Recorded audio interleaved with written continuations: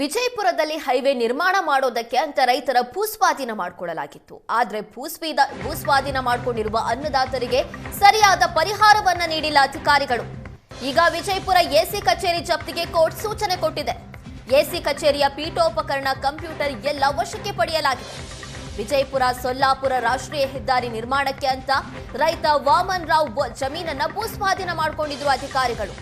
ವಾಮನ್ ರಾವ್ಗೆ 95 ಲಕ್ಷದಿಂದ 1 ಕೋಟಿವರೆಗೆ ಪರಿಹಾರ ಬರಬೇಕಿತ್ತು. ಇದನ್ನ ಪ್ರಶ್ನಿಸಿ ವಾಮನ್ ರಾವ್ ಜಿಲ್ಲಾ ಕೋರ್ಟ್ಗೆ ಅರ್ಜಿ ಸಲ್ಲಿಕೆ ಮಾಡಿದ್ರು. ರೈತನಿಗೆ ಡಬಲ್ ಪರಿಹಾರ ನೀಡೋದಕ್ಕೆ ಜಿಲ್ಲಾ ದಂಡಾಧಿಕಾರಿ ಆದೇಶ ಹೊರಡಿಸಿದ್ರು.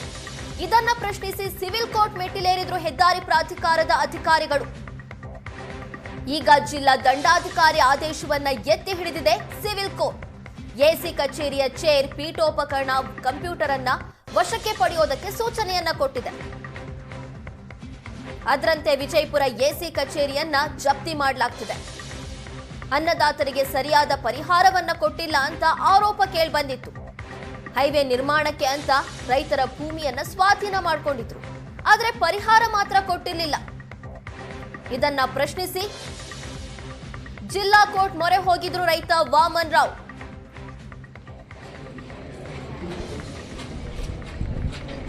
ಜಿಲ್ಲಾ ಕೋರ್ಟ್ನಿಂದ ಆದೇಶ ಹೊರಬಿದ್ದಿತ್ತು, ಡಬಲ್ ಪರಿಹಾರವನ್ನ ನೀಡಬೇಕು ಅಂತ.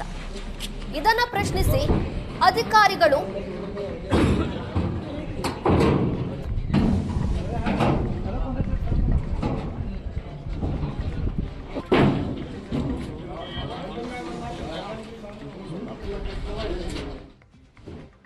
ನಮ್ಮದು ನ್ಯಾಷನಲ್ ಹೈವೇದಲ್ಲಿ 18,000 ಸ್ಕ್ವೇರ್ ಫೀಟು ಭೂ ಪರಿವರ್ತಿತ ಜಮೀನು ಹೋಗಿತ್ತು.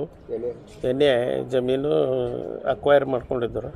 ವೈಜ್ಞಾನಿಕ ರೀತಿಯಲ್ಲಿ ನಮಗೆ ಬಹಳ ಕಮ್ಮಿ ಪೇಮೆಂಟ್ ಕೊಟ್ಟಿದ್ದರು ಅವರು. ಇಲ್ಲಿ ತಿಡ್ಗುಂದಿ 4,000 ರೂಪಾಯಿ ಸ್ಕ್ವೇರ್ ಫೀಟ್ ಕೊಟ್ಟರೆ ನಮಗೆ 300 ರೂಪಾಯಿ ಕೊಟ್ಟಿದ್ದರು ಅವರು. ಅದರ ಸಲುವಾಗಿ ನಾವು ಮೇಲ್ಮನವಿ ಜಿಲ್ಲಾಧಿಕಾರಿಗಳಿಗೆ ಸಲ್ಲಿಸಿದ್ವಿ. ಅವರು ಅದನ್ನು ಡಬಲ್ ಮಾಡಿ ನಿಮ್ಗೆ ಅನ್ಯಾಯ ಆಗಿದೆ ಅಂತೇಳಿ ಇದನ್ನು ಮಾಡಿದರು. ಆ ಜಿಲ್ಲಾಧಿಕಾರಿ ಆದೇಶದ ವಿರುದ್ಧ ಅವರು ಸಿವಿಲ್ ಕೋರ್ಟಿಗೆ ಹೋದ್ರಿ, ನ್ಯಾಷನಲ್ ಹೈವೇದವರು. ಅಲ್ಲಿ ಅವರು ಮನವಿಯನ್ನು ತಿರಸ್ಕರಿಸಲಾಯಿತು. ಪೇಮೆಂಟ್ ಮಾಡಲಿಕ್ಕೆ ಅವರು ಆದೇಶ ಮಾಡಿದ್ದಾರೆ. ಆದಾಗ್ಯೂ ಮತ್ತು 2-3 ವರ್ಷ ನಮಗೆ ಸತಾಯಿಸ್ತಾ ಇದ್ದಾರೆ. ನಮ್ಮದೇನು ಪೇಮೆಂಟ್ ಗಿಮೆಂಟ್ ಮಾಡಿಲ್ಲ. ಆದ ಕಾರಣ ನಾವು ನಮ್ಮ ವಕೀಲರಾದ ಡೊಂಗರ್ಗಾಂವ್ ವಕೀಲರು ಇದರಿಂದ ನಾವು ಇದನ್ನು ಜಪ್ತಿ ಮಾಡ್ಲಿಕ್ಕೆ ಬಂದಿದ್ವಿ. A C office Bijapur. ನಮ್ಮದು ನ್ಯಾಷನಲ್ ಹೈವೇ.